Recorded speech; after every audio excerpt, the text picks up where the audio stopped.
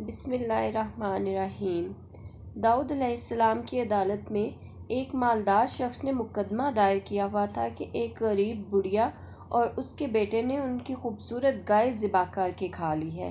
اب وہ دونوں زیر حراست ہیں، مجھے قصاص چاہیے۔ وہ مالدار شخص اپنے قبیلے کا سردار بھی تھا۔ اس کے پاس ایک خوبصورت زرد رنگ کی گائے تھی۔ وہ اسے خوب سجا کر کھلا چھوڑ دیتا تھا اور گائے سارا دن چر کر شام کو واپس اپنی جگہ پر آ جاتی۔ ایک دن وہ گائے واپس نہ آئی تو مالدار شخص کو پریشانی ہوئی۔ اس نے بہت تلاش کیا، گائے نہ ملی۔ یہ سلسلہ کافی دنوں تک چلتا رہا لیکن گائے نہ ملنی تھی، نہ ملی۔ آخر اس نے ایک کھوجی عورت کو اپنی گائے کی تلاش پر مقرر کر دیا۔ دوسری طرف بستی کے باہر ایک چشمے کے کنارے ایک بوڑھی عابدہ و زاہدہ عورت اپنے کمسن بیٹے کے ساتھ رہائش پذیر تھی۔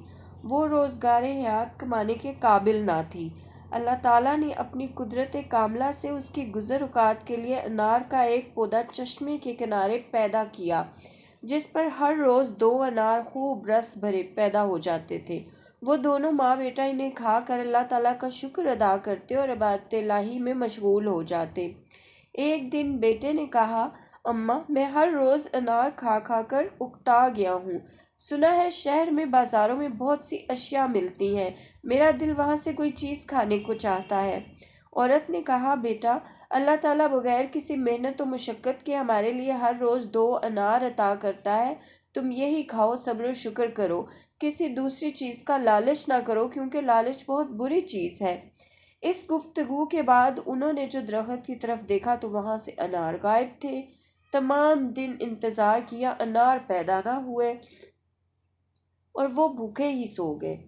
دوسرے دن پھر ایسا ہی ہوا۔ ماں نے کہا، بیٹا، تمہاری بے صبری اور ناشکری کے سبب رحمت خداوندی ہم سے روٹھ گئی ہے۔ اتنے میں ایک گائے ان کی کٹیا کے دروازے پر آ کر بیٹھ گئی۔ ماں بیٹے نے اسے ہانک دیا لیکن وہ وہاں سے نہ ہلی۔ اس نے بار بار اسے ہانکا، کافی دور تک چھوڑ کر آئے، وہ پھر دروازے پر آ بیٹھتی۔ یہ سلسلہ 3 دن تک چلتا رہا۔ بھوک سے دونوں ماں بیٹے کا برا حال ہو گیا۔ اللہ تعالیٰ کی قدرت سے گائے کو زبان ملی اور وہ کہنے لگی، میں تمہارا رزق حلال ہوں، مجھے ذبح کرو اور اپنی بھوک کا مداوع کرو۔ ماں بیٹے اسے گفتگو کرتے دیکھ کر حیران ہوئے لیکن اسے ذبح نہ کیا بلکہ پھر اسے ہانک دیا۔ کافی دیر یہ ماجرا ہوتا رہا۔ گائے کہتی، مجھے ذبح کر کے کھا جاؤ، اور وہ اسے دور ہانک آتے۔ آخر حکمت الہی سمجھتے ہوئے انہوں نے اسے ذبح کیا اور گوشت کے کباب وغیرہ بنا کر کھا گئے۔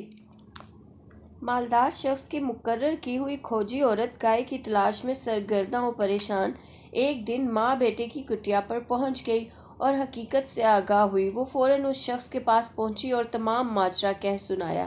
مالدار شخص نے نالش کی اور سرکاری کارندے آ کر ماں بیٹے کو گرفتار کر کے لے گئے۔ ماں کہنے لگی، بیٹا، آج کتنے برسوں سے ہم یہاں اپنے خالق حقیقی کی حمد و ثنا میں مشغول تھے۔ وہ ہمیں اپنی قدرت سے رزق حلال عطا فرماتا تھا۔ تمہاری بے صبری اور ناشکری اسے پسند نہ آئی اور ہمیں اس آزمائش میں گرفتار ہونا پڑا۔ دونوں ماں بیٹا اور مالدار شخص دربار شاہی میں پیش ہوئے۔ حضرت داؤد علیہ السلام نے عورت سے حالات و واقعات بیان کرنے کو کہا۔ اس نے تمام گزرے حالات بیان کر دیے۔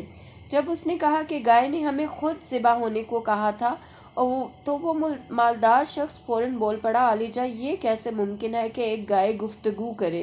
یہ عورت جھوٹ بولتی ہے۔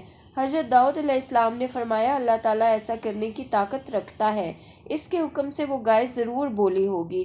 مجھے اس عورت کا بیان سچ معلوم ہوتا ہے، تم انہیں معاف کر دو اور گائے کے قصاص کے عوض ہم سے 1000 اشرفی لے لو۔ مالدار شخص بولا، میں انہیں ہرگز معاف نہیں کروں گا اور قصاص ضرور لوں گا۔ حضرت داؤد علیہ السلام نے فرمایا، اس گائے کی کھال بھر کر اشرفیاں لے لو اور انہیں معاف کر دو۔ وہ شخص اپنے پہلے بیان پر قائم رہا اور حضرت داؤد علیہ السلام کا کہا نہ مانا۔ حضرت جبرائیل علیہ السلام وحی الہی کے ساتھ خدمت میں حاضر ہوئے اور حضرت داؤد علیہ السلام سے فرمایا، اس مقدمے کا فیصلہ روز عید پر مؤخر کر دیجیے۔ تمام بنی اسرائیل کو میدان میں طلب فرمائیں اور ان کی خواہش کے روز قیامت گواہی اعضاء کا نظارہ کرنا چاہتے ہیں، اس کو پورا کر دیں۔ حضرت داؤد علیہ السلام نے حکم الہی کے مطابق دربار برخاست کیا اور فیصلہ روز عید کو سنانے کا اعلان کر دیا۔ روز عید کو حکم شاہی کے تحت تمام بنی اسرائیل مقرر شدہ میدان میں جمع ہو گئے۔ حضرت داؤد علیہ السلام نے اس مالدار شخص کو اپنے حضور طلب فرمایا اور فرمان الہی کے تحت پوچھا، اے رئیس قبیلہ اور مدعی شخص، اس دن کو یاد کرو جب تم فلاں سوداگر کے ساتھ ایک خادم کی حیثیت میں اس کے مال و اسباب سے لدے 500 اونٹوں کے ساتھ سفر کر رہے تھے۔ تم نے اپنی بدنیتی کے تحت اسے دھوکے سے قتل کر دیا اور اس کے مال و اسباب اور اونٹ کو لے کر مصر کی طرف بھاگ گئے۔ تمام مال و اسباب وہاں فروخت کر کے تم نے خوب دولت، سونا اور چاندی اکٹھا کیا اور ملک شام کی طرف بھاگ گئے۔ اسی مال و دولت کے ساتھ تم نے خوب عیش و عشرت کی اور رئیس قبیلہ بھی بن گئے۔ جانتے ہو وہ سوداگر جسے تم نے قتل کیا، اس کا مال و اسباب غاصبانہ قبضہ اس عورت کا ہے جو اس وقت ملزمہ کی صورت میں ہمارے روبرو پیش ہے۔ وہ اس کا شوہر اس لڑکے کا باپ تھا۔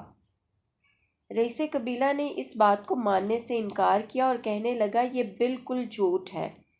اللہ تعالیٰ کو اپنے پیغمبر کی بے حرمتی پسند نہ آئی۔ نعوذ باللہ، اس شخص نے ان کے فرمان کو، جو دراصل فرمان الہی تھا، جھوٹا قرار دیا۔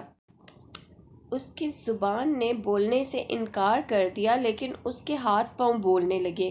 ہاتھ بولے، ہم نے ایک چھری سے اس سوداگر کو قتل کیا تھا۔ پاؤں بولے، ہم اس جگہ سے فلاں اور پھر فلاں جگہ چل کر گئے تھے، حتیٰ کہ تمام اعضاء نے اپنے اپنے مکروہ کاموں کی گواہی دی۔ ارشاد الہی ہے، آج ہم مہر کر دیں گے ان کے منہ پر اور بولیں گے ہم سے ان کے ہاتھ اور پاؤں اور جو کچھ وہ کماتے تھے دنیا میں۔ تمام بنی اسرائیل یہ سب کچھ دیکھ اور سن کر حیران رہ گئے۔ حضرت داؤد علیہ السلام نے فرمایا، لوگو، یہ ہے گواہی اعضاء جو روز قیامت کو دربار الہی میں تم دیکھو گے۔ تمہاری خواہش کے مطابق اس کا ایک معمولی سا نظارہ اللہ تعالیٰ نے اپنی قدرت کاملہ سے تمہارے سامنے ظاہر فرمایا ہے۔ پھر ان نے اس ماں بیٹے کو کہا، یہ شخص تمہارا مجرم ہے جس نے تمہارے شوہر اور باپ کو قتل کر دیا تھا۔ اب تم اپنا قصاص لے سکتے ہو اور اس کا تمام مال و اسباب جو دراصل تمہارے باپ کی ہی ملکیت ہے لے سکتے ہو۔ ویڈیو پسند آئی ہو تو لائک اور چینل کو سبسکرائب کرنا مت بھولیں۔ دوبارہ آؤں گی ایک چھوٹی سی ویڈیو کے ساتھ۔ اللہ حافظ۔